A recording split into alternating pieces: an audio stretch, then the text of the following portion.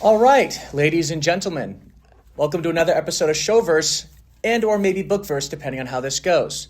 I'm Noah Pfister, and today we're going to do something a little different because I have with me today the writer and author, whichever one you prefer, of a bunch of phenomenal books. I have with me none other than Michel James Stevens. Thank you so much for being with me here today.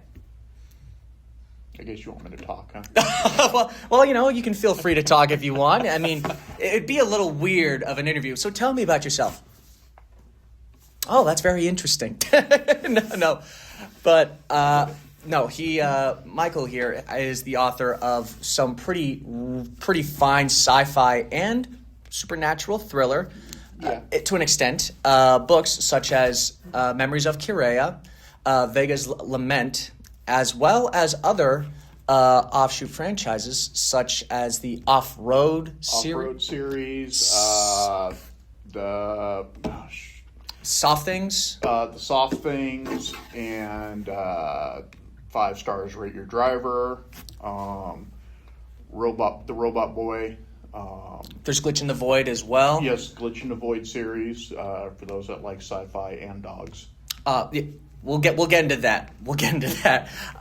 But no, you have published and written quite a few books, some of which I've had the privilege of being able to actually read, and we'll get into a lot of those nitty gritty things. But just to start off, okay. I'd like to know first, how long have you been writing? I started writing I was 23 driving semi across country, and I wasn't really writing. I was telling myself stories on old cassette tapes to keep myself entertained driving down the road. Really? That's where most of my books have come from. But most of them have been published within the last year. Oh, all of them have been published within the last year. We're up to how many? 28. 28 books. And so we'll get into your process, but I'm guessing something must have happened within the last year that made you go, you know what? I got to get all these stories on paper. I have to get them released. What's behind that? Throughout the years, I have stepped away from it, went back to it, stepped away from it, went back to it. What happened in this last year was a random phone call by my brother discussing a book that he just published or was trying to publish. And we talk, we don't talk like family does. And I was like, oh, really? I didn't know you were writing books. I said, I've got a bunch that I've got, and I'm working on one in particular right now, trying to clean it up, but I don't know how to get it published. And he explained what he was doing with Amazon. And so I sent him a copy of the manuscript, and he convinced me to get it published. And I did. And it's just pretty much been finding my old books, which aren't books, but finding my old cassette tapes, my old MP3s, where I talked to myself and, had it all analog or digital, and then getting it on paper and, getting it formatted, updated to present times, and putting it out there. That's where the vast majority of them have come from. There's a couple I've done recently, two of which you were a big part of. Your ideas on a couple of them, tweaking a little bit of the story end of it, and one of them was a me book that was just me talking to myself, getting some old garbage out of my head, and it turned into a book. And that one's The Robot Boy. Really? Yes. Interesting. That has a lot of me in it. A lot. I mean, it's almost 100% me. And, what's very fascinating to me, even though it's pretty self-explanatory, is a lot of writers write what they know. And a lot of writers put themselves in, their own stories and what they write. I mean, you yourself just mentioned you're a truck driver for, I'm guessing, a good bit of time throughout your life. Over 20 years. And so we have actually a couple series that revolve either around truck driving or just driving in general. And those are 5 Stars, Soft Spots, and Off the Road. Soft Things. Soft Things. And Off-Road, yes. And Off-Road.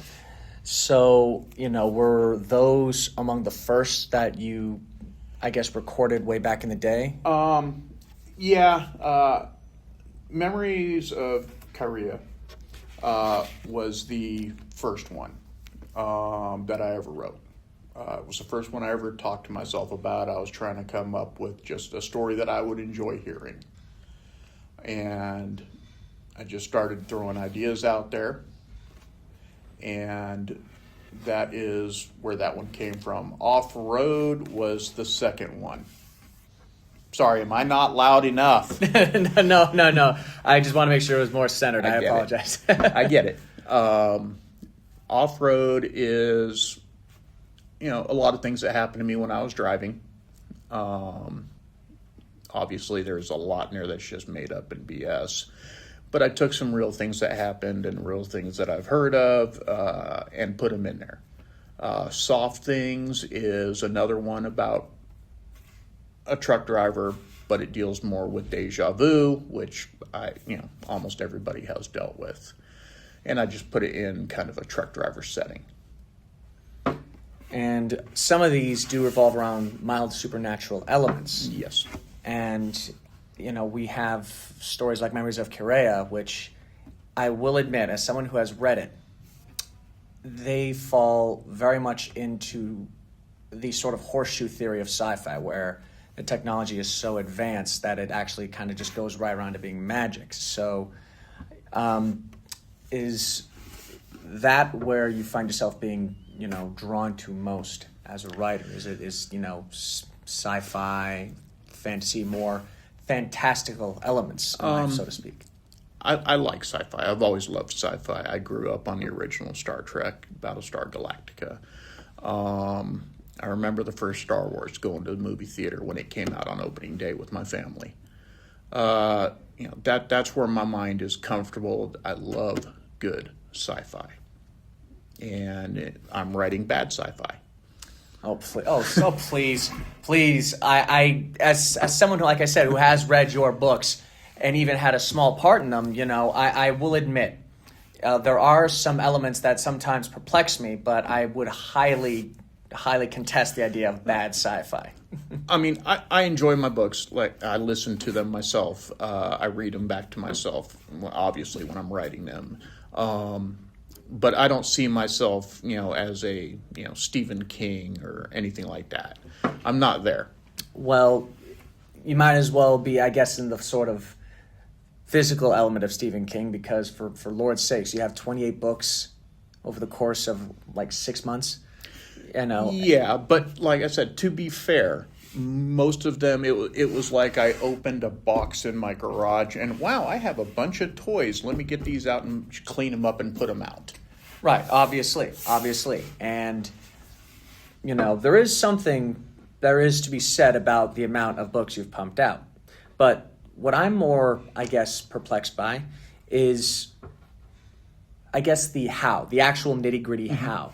Because I'm guessing, and I'm once again, I'd like to emphasize, I appreciate you taking time out of your workday to come on the show with us here. So you have other obligations that, outside of writing, but right. You have written a lot, and there is an almost overwhelming amount of lore and information that is found within all of your books. And there's certain staples that I've seen in your writing, which we'll get into. But how exactly do you write your books?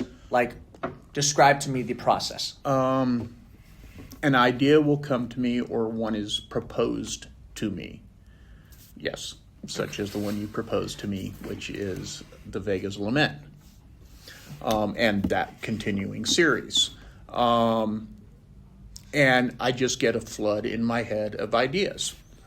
And some good, some bad, some tweakable.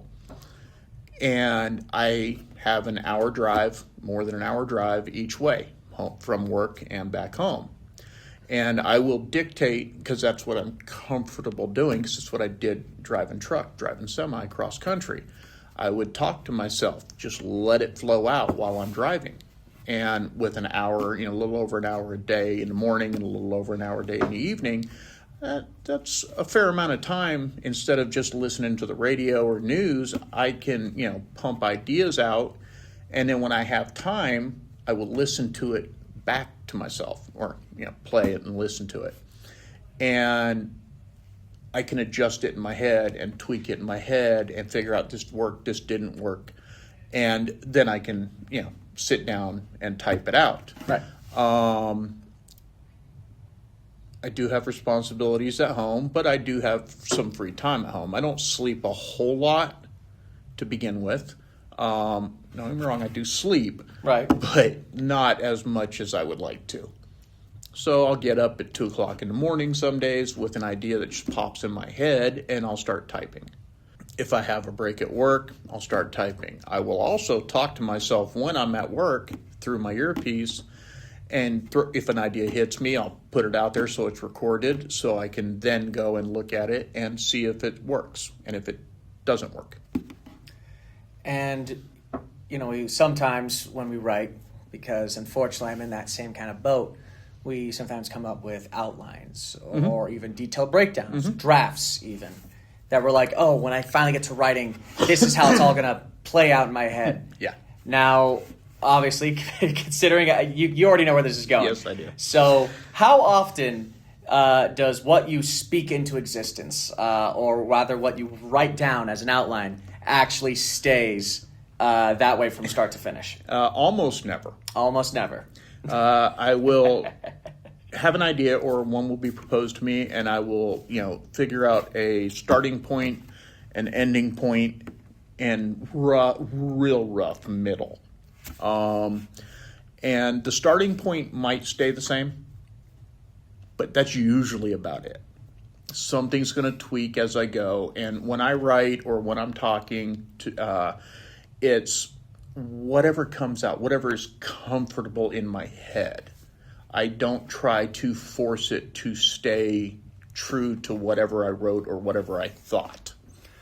And is that mainly because you just want the story to flow naturally in a way that you see fit, or is it more along the lines of, I guess, you weren't necessarily happy with the initial breakdown and you wanted to change? What are the circumstances that cause such drastic measures to be taken?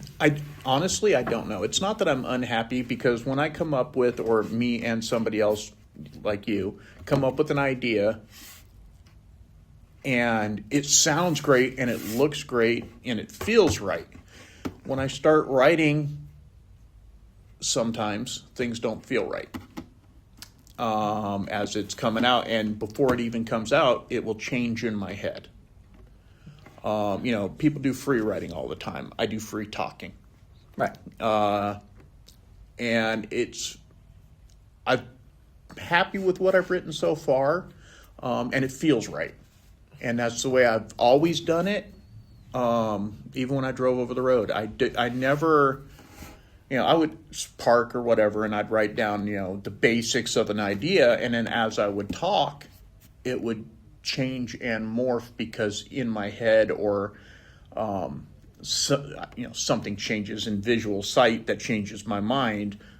I change the way it works, or I change the ending, or I change a character, or I pivot to, lighter sci-fi or heavier sci-fi. It's just, it's not a goal that I aim for to change anything. It's just what works, what doesn't work in my head. No, and the best way I can equate it is a chef trying to follow a recipe, but partway through they're like, you want to know what? This just doesn't sit right with me. I think this works better if I add this, a little bit of that. And so, sure, the recipe may change along the way, but it's the outcome of what the chef is happy with that really is probably the most important. I would agree with that, with the one caveat being that the chef is the one who made the recipe in the first place, and he's changing it. No, that's more than fair. I think that's a very well-sounded adjustment there. But I can't imagine how, I don't want to say tedious, but I guess maybe exhausting that may be at times. It's not. It's actually very freeing to me. I have found, especially recently, that when I'm doing it, I am probably the most relaxed I've ever been. Interesting, really. It's because I don't have goals. I don't have, I have to do this or I have to come to this point. It's where I think of my outlines as I'd like to stay within this. What I do try to stay within is the Bible that I will build for each one, which is more along the lines of that universe's or that story's rules.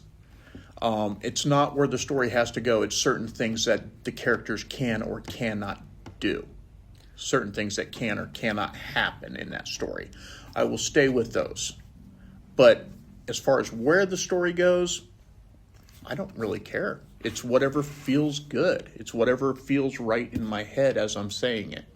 So it's more of a trace that kind of at least forms somewhat of an image and then just kind of going with it along the way. Yeah, it's an outline, I guess. Very, very rough outline. By the literal definition of the sorts, too.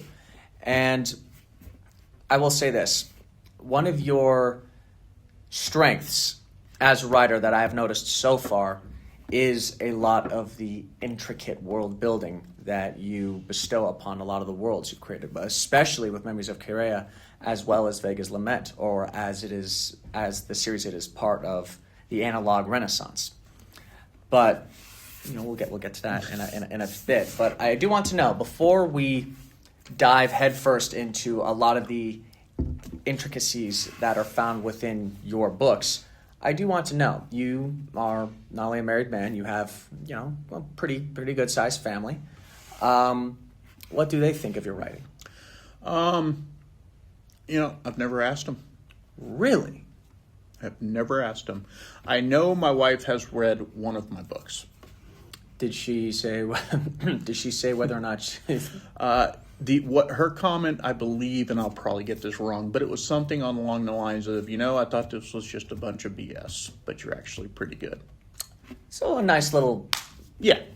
No, hey, I mean, still, yeah. Because I do have a tendency to go play with something or try something new, and then I get bored quick. Right. But I've been doing this long before I even met her. No, and hey, I'm glad to know that at least your wife has gone. Yeah. What about your brother? He's very surprised, but he's also writing his own books. So it's like kind of gotta divert your attention to where it's. Yeah, and he has his own family. And we talk, we compare some notes.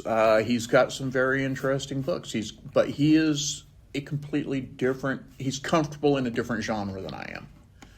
I'm comfortable more in the sci-fi, supernatural-ish type stuff. Not so much supernatural, but more, I don't know. No, I guess supernatural. It is supernatural, yeah. But even with something like the Telling Ledger, that's the supernatural elements take kind of a second precedent over to the actual character sides of things. He's more into serial killers, right. Vampires. Those are the ones that he writes, and they're good. It's very different for two brothers that write to be completely different in the way they write. No, and just as me and my sibling have a completely different way of going about things ourselves. And I have a half question that I'll definitely get to the second half. I know. This last one, then we'll get to the intricacies. No, I that's promise. fine. I promise. But you said, or rather, you were trying not to make the comparison to Stephen King, but at the same time, every person has some level of inspiration. Everyone has either a series or an author. For me, I'm a film guy. It's hard for me not to look at someone like Matt Reeves, Peter Jackson, James Cameron, and go, I want to do that. Do you have any sort of inspiration, at least when it comes to an author? When it comes to series, we'll get into that. Author-wise, right now, my favorite author is Dennis E. Taylor. Really? I love what he did with his world building and just how excellent the stories are written for his Bobbyverse. I recommend that series to anybody and everybody. It is just such a fascinating series, sci-fi. But it just drags it. At least me, it drags me in, and I'm immersed into it. Really? I've read every one of his books, and that series is my favorite. I like all of his books, but that series just drags me in. And what is the series about, if I can ask? It's about a gentleman named Bob. Okay. And he basically gets rich. He sells his company, basically computer company to Microsoft, but a Microsoft analog. Okay.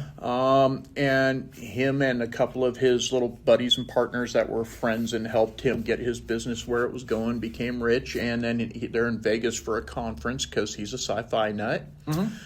And he gets taken into a cryogenic will freeze your brain for X amount of dollars and save you, in case anything happens to you, and bring you back in the future when everything is magical and we can fix you. And this is all within the first, 2-3 paragraphs of the story. And he walks out and he gets killed. Oh, lovely. And then the story really starts. I won't get into too much of it, but he basically becomes a von Neumann probe. And if you don't know what one of those is, I don't know. But it is a probe that is self-replicating that goes into space. It is a theorized probe that will self-replicate it and just keep making more and more of itself as it expands out into the universe and sends data back to us or whatever species made it. But this particular one is made by, humans. I'll leave it at that. I don't want to give away too much of the story. But he is the von Neumann probe. He is the probe. His consciousness is uploaded. And then Bobbyverse, I'll let you take it from there. Right, obviously. By the way, for those of you watching, a link will be to those books in the description below. Check it out. Now, I want to get to you in terms of the author yourself. I mean, we talked about how you write as well as mild bits of inspiration. But there are certain elements that I've noticed in regards to your writing, and they are found very prevalently throughout two of your biggest series as of right now, which is the aforementioned Vega's Lament, which is part of the analog renaissance, as well as Memories of Kireya and all of its subsequent books is a part of the Spiral Archive. Now, first, Spiral Archive. So that whole series is essentially about a group of researchers I still think insectoid researchers in the far future. And by the way, for those of you wondering why I had to put quotation marks, we'll get to that in a second, but who essentially study the planet of Kireya, which was one of the last bastions for humanity who have long since gone extinct. Correct. Now, the way that it's written is something that I must draw both praise and a little bit of critique from. Give it to me. Because on one hand, it is partially written like a textbook, at least in the sense of, going into certain details about history, which works very well considering this is all about the research in the past and, memories of a long forgotten race. But on the other hand, it is also written in that same fashion of mentioning something and expecting someone to know what it is. And I, as much as that has confused me at times, I still draw praise to it. And this is something we also notice in Vega's Lament as well. Because what's really fascinating is that it is very much written like you are a part of this world. It doesn't talk down to you. It doesn't even stop to say, this is what it was, and then spend the next 20 chapters describing a certain event. You are given enough information to kind of piece together the world building of, this series. And I will admit, your greatest strength as an author is creating very lived-in worlds with very intricate histories. Now, where I'm going with this is there's a couple things that I noticed, at least with this. Shoe. Of course, obviously. But with Memories of Kireya, I mentioned before, there is the horseshoe theory, which is it just goes from sci-fi, but it's so far advanced and deals with concepts so hard and so fantastical, it kind of goes right around to being fantasy. So first, at least going into that series, where did the inspiration for something like this stem from? Well, that story started with me thinking to myself, I have never read a sci-fi book where it was from the perspective of the main character or characters, and they weren't human. That's literally what started that whole series, that thought. I wanted to write something that was from the perspective of a being that was not human, and you as the audience may or may not know that for a while. And I have a lot of thoughts in my head regarding memories. Are they worth it? Are they not worth it? Are good memories good, truly, or are good memories bad? And vice versa.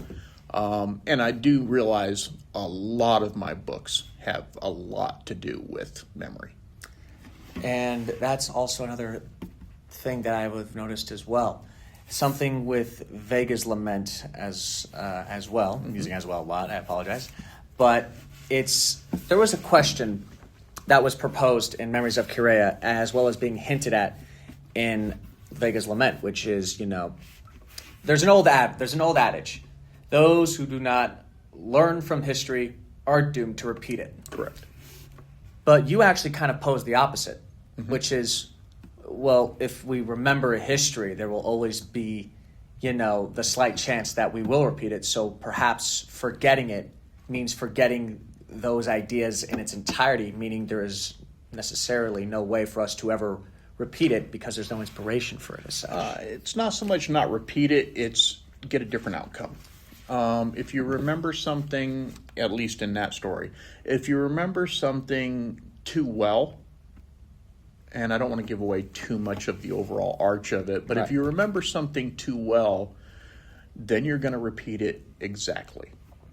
And throughout history, it's been proven. So yeah, it's the transverse of, what you said as far as if, you forget history, you're bound to repeat it. But if you remember history, you're also going to repeat it, because if something was successful, you're going to do it again exactly the same way. But you may not come out with the same results. Oh, obviously. And I think that question within itself does pose a lot of very deep philosophical questions, which, I don't want to say oddly enough, but I don't come across as a deep individual. I know that. No, but you have. No, but what's very interesting is even beyond those two sci-fi series, you actually do deal with a lot of very deep philosophical questions. Should we learn from our past? And even then, what choices should be made for the sake of the betterment of either ourselves or for our family and necessarily for our species? Even the telling ledger does propose certain choices that that are very difficult to make. And before we go into that side of things, there are certain elements in Memories of Kireya in that series, even as well as the Vega's Lament, that deal with very, very, very high sci-fi. Not hard sci-fi, high sci-fi. I mean, there's an entire chapter in Memories of Kireya that is dedicated to an ocean literally made of memory, Correct. as well as two other chapters dedicated to a labyrinth of walls built on living memory. These, of course, are very important to the themes that you possess. However, what I'm wondering is, you have these high concepts for your sci-fi landscape. Did those inspirations come from any series in particular, or was it just something that you yourself thought, you know what, wouldn't this be really, really cool? I would love to say that it's that, but I think it's a combination of just everything I've ever absorbed through comic books, through all the different, sci-fi TV shows, the movies I've watched, the books I've read. I've read thousands of audiobooks or listened to thousands of audiobooks over the road. And, you got a lot of time. And I would love to say it's all from me, but I know it's not. Now, picking and pointing out a specific, where did this come from? It's long gone. It's out of there. I have no idea. But I'm going to say most of it is from, me climbing on somebody else's back, snagging their idea and tweaking it. No, that's that. I mean, what was it? Every good artist steals from somebody else, and that's not necessarily a bad thing. That's just the way of creativity. But I do praise you for your high sci-fi concepts. I mean, even with, you have Memories of Kireya, which deals with, millions of years in the future, dealing with the already long forgotten fall of humanity, and actually delving into these insectoid-like aliens, and them trying to understand, the memories as well as the ideas left behind, and even Vega's Lament, which is part of the analog renaissance, which I want to praise you once more. And I've talked about this a handful of times in the interview already, but your handling of lore is, I think, your strongest suit as a writer, because everything that you tackle feels not only expansive, extensive, but also grounded in a way that it's like, oh yeah, of course that would happen. I mean, there's incidents that happen with Memories of Kireya that is only spoken about but never delved into, but due to how characters speak about it with one another, you can pick up on certain things. And even the Vega's Lament, which it's called the analog renaissance for a reason. And the reason for that was because the catalyst for that entire story is a virus of, cosmic proportions comes in and wipes out all of our digital tech and forces us to go back to very analog technology in order to survive. Correct. So, for stories like Memories of Kireya, for stories like Vega's Lament, and even some elements of the telling ledger, where you essentially create a world and then try to tell a story in that world, what is that process like? You mentioned before that you give yourself like a little Bible, saying, these are the events that happened. You gotta make sure that the way characters act and the way the plot plays out fits within the confines of this world. I don't create a world and then tell a story in it. I create a story and the world builds around it. When we were discussing pre-Vegas Lament, when you came up with the idea with me about something, you challenged me to come up with something in this realm, kind of. I came up with a base story, and the world built around it. Wanted to go kind of steampunk, but not steampunk. Analog Renaissance. And what I used to do that, it's kind of steampunky, but it's not. And it just built around the story. The world built up around it. The same thing with Memories Below Kireya. It's the world built up as the story, as the characters grew, as it built in my head. I don't say or think, this is the world, this is what I want to have them live in. It's whatever, like I said, works in my head and flows out for that world, for that genre. Glitch in the Void. It's very different. It's sci-fi, but it's a dog. Yes, it is a dog. Which, by the way, sorry to interrupt. For those of you watching currently, there is a link in the description to Mike's page on Amazon where you can purchase and read all of his books. Please feel free to check out any of them. They are well worth a read and well worth, your money and your time.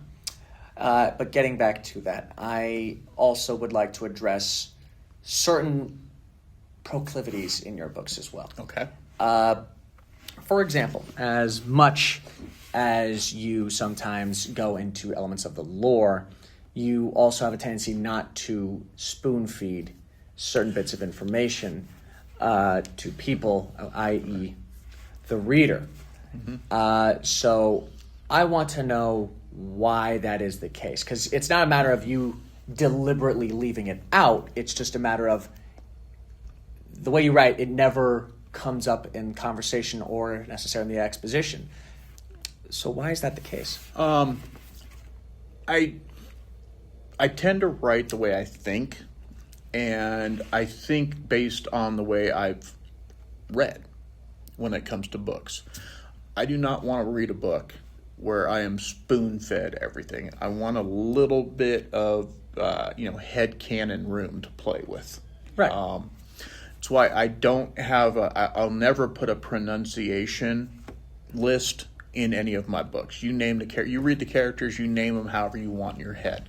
They sound how you want them to sound in your head. I don't want to tell anybody how they need to pronounce the name of anything. In my head, it works this way. In your head, it's going to work different. I need to have the space in the head canon to tinker and adjust with the story that I'm reading. I want anybody who takes the time to read one of my stories to have that same ability to play with the story in their head and adjust it and grow it in their head. To me, if I'm listening to a story and I can build more of it in my head than what's on paper, it's a better story. Because in my head, I'm adding to it. I'm making it mine. Even though it's their book. And Bobbyverse, for instance. Great story all by itself. In my head, it's better to me because I've tweaked, I've added, I've made certain things sound this way. The way somebody talks, the way, their accent, whatever it might be, I've picked in my head randomly, subconsciously, however I do it. It's a better story for me. I want to let my readers, if I have any, enjoy it the same way. I want them to have that space to tweak and adjust little bits to themselves. And I'm hoping, I have a hard time reading certain books because they're way beyond me mentally. I know my books are kind of out there too, some of them. But I want to let anybody, tweak, adjust, add, and have the space to do it. If I'm telling them everything there is in this universe or everything there is in this person, there's no room for them to, kind of adjust and go alongside the person in the story.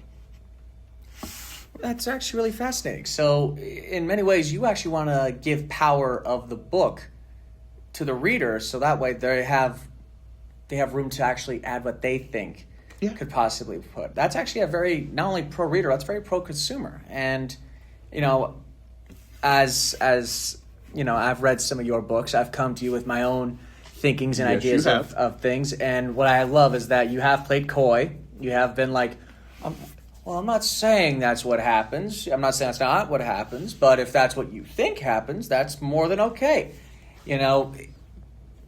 As the author and as, the spearhead of the story, it's always good to have it's always good to have canon that you know is real, but it's also always good to let the reader play around in your sandbox, even if Right. it's for a little bit. I love it when, people, you or anybody else that has come up to me with a thought about one of my books or a thought about one of the characters that is just so far, according to my headcanon, out in left field.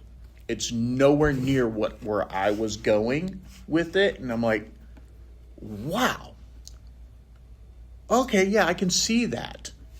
I love that. My idea, my way is not the only way. No, obviously not.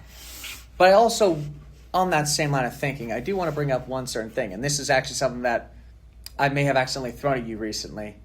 And that is, has there ever come a moment, after maybe you have written something, or maybe during writing, where someone asks you a question about certain elements within the series, and one of them is so intrinsic and fundamental that you're just like, wait, fuck, I didn't even think about that. Like maybe someone asking, hey, what kind of food is on the ship? And then you go, wait, crap, I never thought about that. Has there ever been moments like that? No, that has never happened. Really? Not really, definitely not like 4 days ago. I can't remember that ever happening. Yeah. Yes, you did. You asked me about, what kind of food they ate in, this universe. Right. And I never thought about it. The only thing that I had ever written about in this universe was coffee. Right. And the fact that coffee was a rarity and it was worth a lot of money. And not very many people had it because they don't have that easy access to Earth to get coffee. Right. So yeah, I had to stop. I had to go back and I had to think about it. And it was worth it to add that. And so I went in and I basically took a chapter where they were in a mess already. They were in a mess on the ship. And I tried to liberally, without force feeding, tidbits about the different types of foods and stuff that this society eats. It doesn't cover everything by any stretch. No, obviously. But it's out there for the real world. I try to, while my books are sci-fi, most of them, or fanciful, I try to ground it all in reality. I want it based in, somewhat reality. Is it physically possible in the future? Maybe. Or is a character really going to do that? Because again, I've had somebody come up to me and say, hey, I'd love to see XYZ happen. Good for a movie, not realistic. Right. And so I kind of pushed back a little bit on that. I did tweak a couple things, and I added some things that were suggested by somebody. I have no idea who that would be. No, obviously not. No. But not exactly the way that person asked. Right, obviously. But the input was there. It was, a triggering factor, and it changed the way one of the characters dies. No, and, it's always good to take some forms of criticism into consideration. I want all... Look, I will take any criticism, good, bad, or indifferent. I will take any advice under advisement. I have no problems listening to anybody that wants to give me advice on any of my books or any of my stories, as long as they've read them, and go from there. Because my way's not the only way. Everybody has good ideas. Everybody has bad ideas. Everybody has ideas. Right. Some work, some don't. This might not work here, but it may very well work in the next one or the third one or the fourth one down the road. So I love advice. I am not a schooled author. I am not, never educated for this. I am a blue-collar worker. Always have been. But it's something I enjoy. That's something I will say is not missing from any of your books. Passion. Soul. These books are written not as a means of just, oh, well, fuck it, I guess I have the time, might as well. It's done with a matter of, I need to get this out, and I need to get this out right now. And I think that does speak volumes to your capacity as a writer, as well as your growth as a writer. You know, we slowly get better the more that we do things, and I will admit there are moments where I can see improvement from, you know, book to novel to, you know, even novellas. Mm-hmm.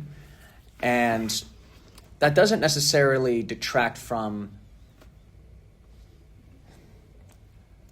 certain personal choices that are just fundamentally ingrained with you as a writer. Now, for example, your first book in the Spiral Archive. Mm-hmm. Now, from what I have been told, that was actually I was originally the first third of a book. Yes, before you split. Yes, the first 3 books in that series were one book the way I had written them. It was just a omnibus-sized book.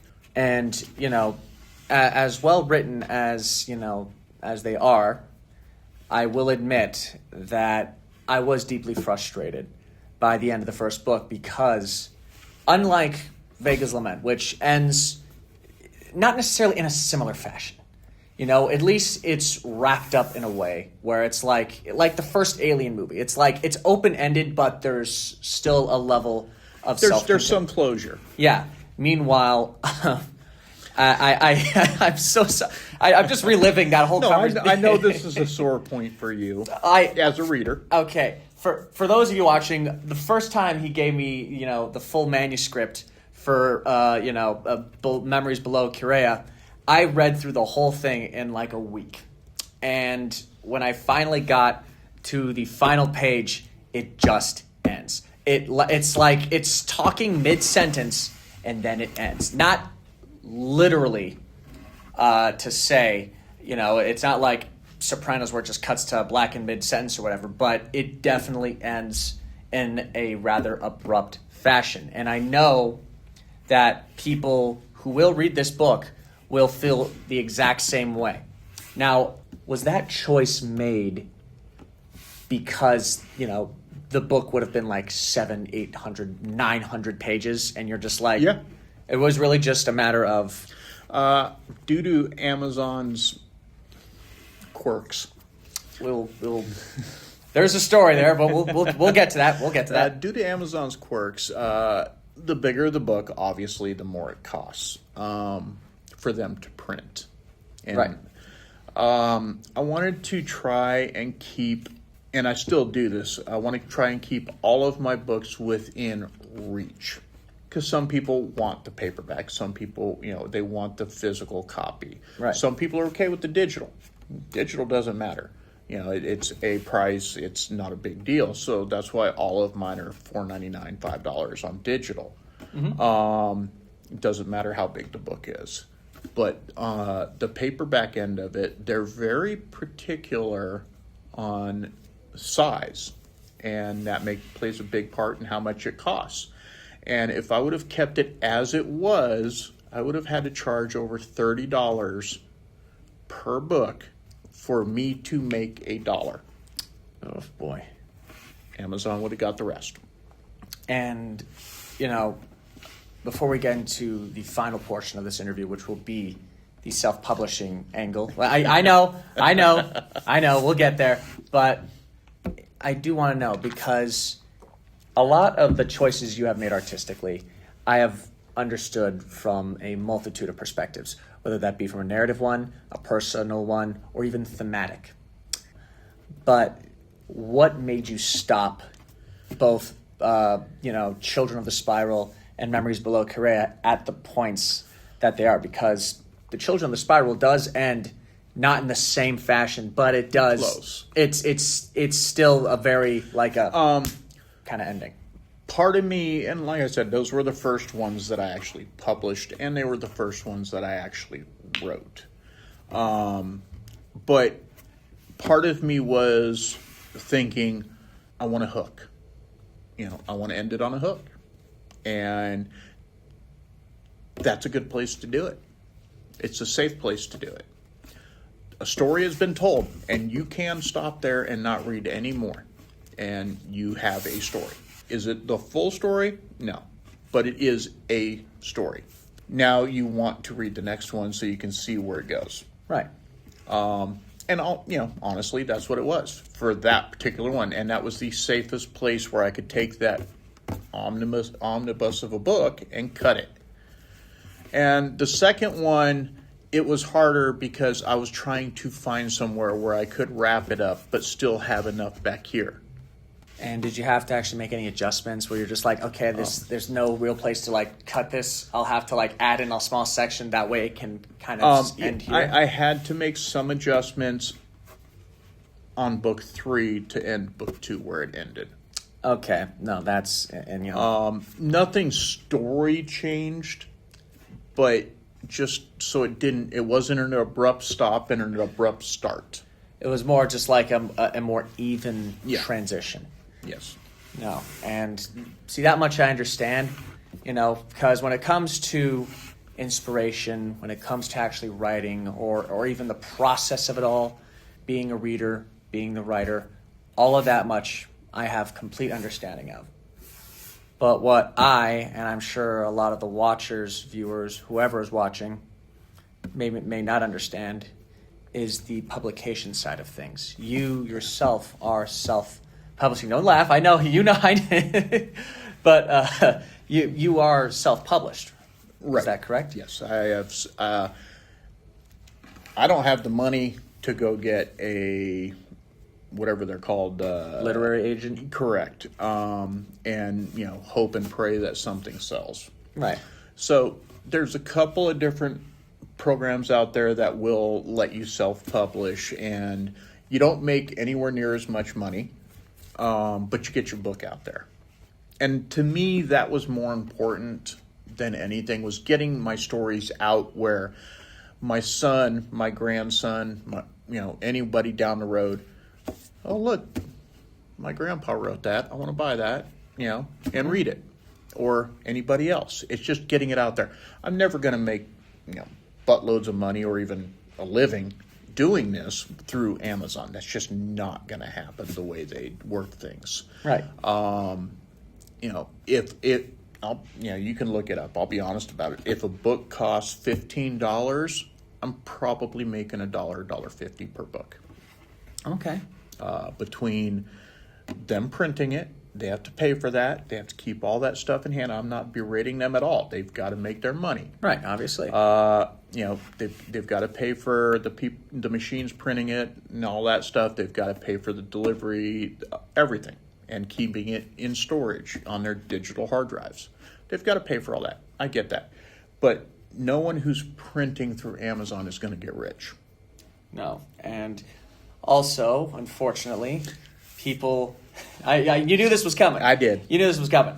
Those that print through Amazon also sometimes experience hiccups, which you yourself experienced a pretty big hiccup about 2 months ago. I did, and it's not that uncommon from what I have found out.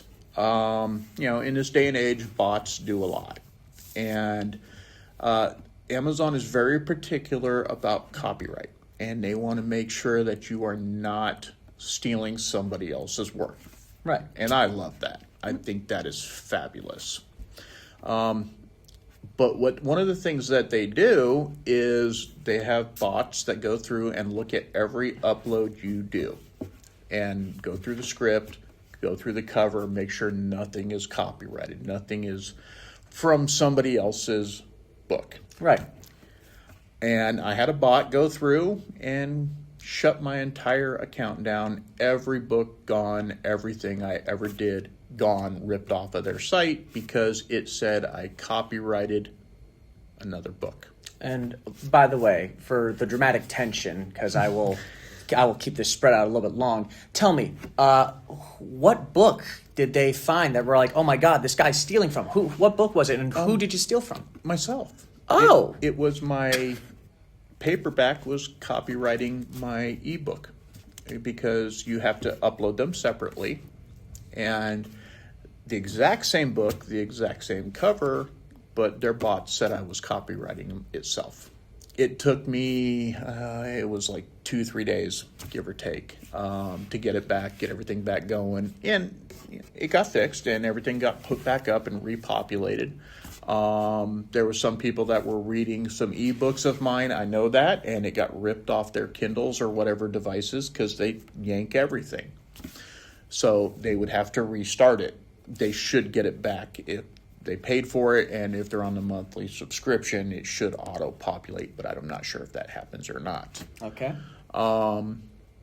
But yeah, so that was a very frustrating time for me. It really stressed me out just to have everything disappear. Yes, I still have the digital copies of everything on my computer, but just knowing that I put it out there and then because of a bot, gone, everything I did. No, and it's good that Amazon was able to get it back, obviously, but I'm guessing that's just, as much as it's sometimes great to self-publish, because, you are given that liberty and creative freedom, that is also a headache that falls within that. Yeah, it's something I worry about now. No. Am I going to get too close to somebody else's title? Is it, is something going to say, hey, this is copywriting this or, whatever, and rip it all out again, even though it's not? And I'm guessing that when it comes to those specific elements, you actually do, sometimes before publishing, make sure that you actually have a title that hasn't been copied. I look at every single title now. Every title. Prior to that, I really didn't even think about it. But since then, every title I search. And from what I actually have heard, the Telling Ledger, that wasn't actually the original name. No, it was not. It was a different title, but it was too close to something else that was out there. So I had to change it. No. And I didn't want to take the chance. No, and in this world where anyone can write a book and so many things are published, it is unfortunate that there is some level of restrictions that has to come into play when it comes to how we write, because with copyright law and with how we distribute our own material, we don't want to run the risk of either being accused of plagiarism or even copyright infringement. Right. But moving a little bit away from that and really kind of bringing this whole thing full circle into a close, I would just like to ask you one final question. Mm-hmm. Is there anything else that we should be looking forward to when it comes to what you may have down the road in terms of, a new book? I've got, book 3 of the Vegas Lament is coming out. Surprise, book 2's already been published. Obviously. But book 3 I'm still in the process of writing. Mm-hmm. And I did find a couple of other books that have been packed away that I have to go through and read and listen to and figure out, and are they usable? Obviously, which that will take some time within itself, but when can we expect book 3 of the Analog Renaissance to release? Probably, I've got some family things going on, so probably a couple of weeks before I am comfortable even digging into it. All right, obviously. So it's going to be a little while because I got to take care of some things. Right. And then I've got to get back in because I'm not done writing it, but then I've got to tweak it. Right, you got to make sure it's in a good sellable state. And do not worry, we will have links to that in the description below. But on that note, Mr. Stevens, it has been an absolute pleasure having you on the show today. And I really appreciate you taking the time to go into a lot about your books as well as, just how your process works as an author. Oh, I appreciate that. I do have one question for you that you better leave in this. No, don't worry. I can. If I can't dish it out, and take it, then what does that say about me? What made you decide to go this route and doing interviews with authors? Because I've listened and seen a few of yours, and I'm just curious, and that's why I agreed to do this. No, obviously. And the thing for me is that I have done interviews with filmmakers for the better part of almost 4 years now. It started back, I think, 2021. I had the opportunity to interview a Northern European filmmaker and discuss with him about his short film called The Stenophonen. And, I got a taste for it. I love discussing movies, and I love talking with people.